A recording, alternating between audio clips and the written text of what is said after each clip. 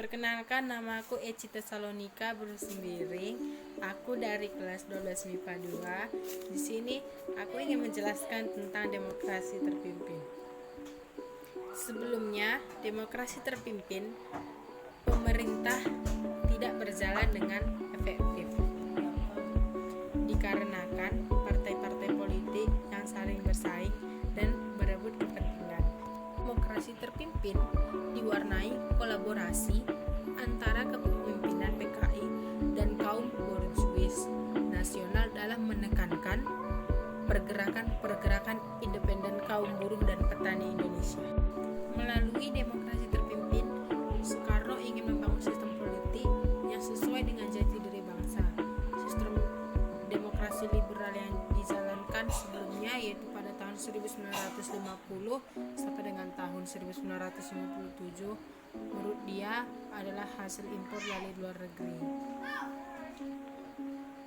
Sejarah Indonesia pada tahun 1959 sampai dengan 1965 adalah masa ketika sistem demokrasi terpimpin sempat berjalan di Indonesia. Demokrasi terpimpin adalah sebuah sistem demokrasi yang seluruh keputusan serta pemikiran berpusat pada pemimpin negara. Kala itu Presiden Soekarno. Konsep sistem demokrasi terpimpin pertama kali diumumkan oleh Presiden Soekarno dalam pembukaan sidang konstituante pada tanggal 10 November 1956. Dan adapun latar belakang dicetuskannya sistem demokrasi terpimpin oleh Presiden Soekarno yaitu dari segi keamanan. Yang pertama dari segi keamanan nasional. Banyaknya negara separatis pada masa demokrasi liberal menyebabkan ketidakstabilan negara. Yang kedua, dari segi perekonomian.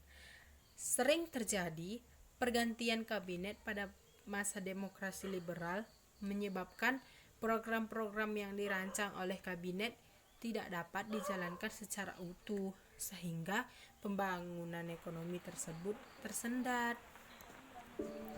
Dan yang ketiga, yaitu dari segi politik.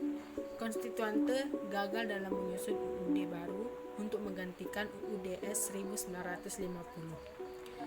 Masa demokrasi terpimpin yang dicetuskan oleh Presiden Soekarno diawali anjuran Soekarno agar undang-undang yang digunakan untuk menggantikan UUDS 1950 adalah UUD 1945. Namun, usulan itu menimbulkan pro dan kontra di kalangan anggota konstituante.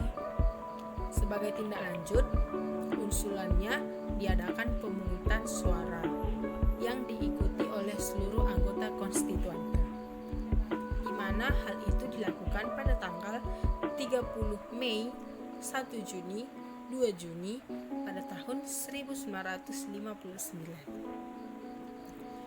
Era demokrasi terpimpin diwarnai kolaborasi antara kepemimpinan PKI dan kaum borjuis nasional dalam menekankan pergerakan independen kaum buruh dan petani Indonesia.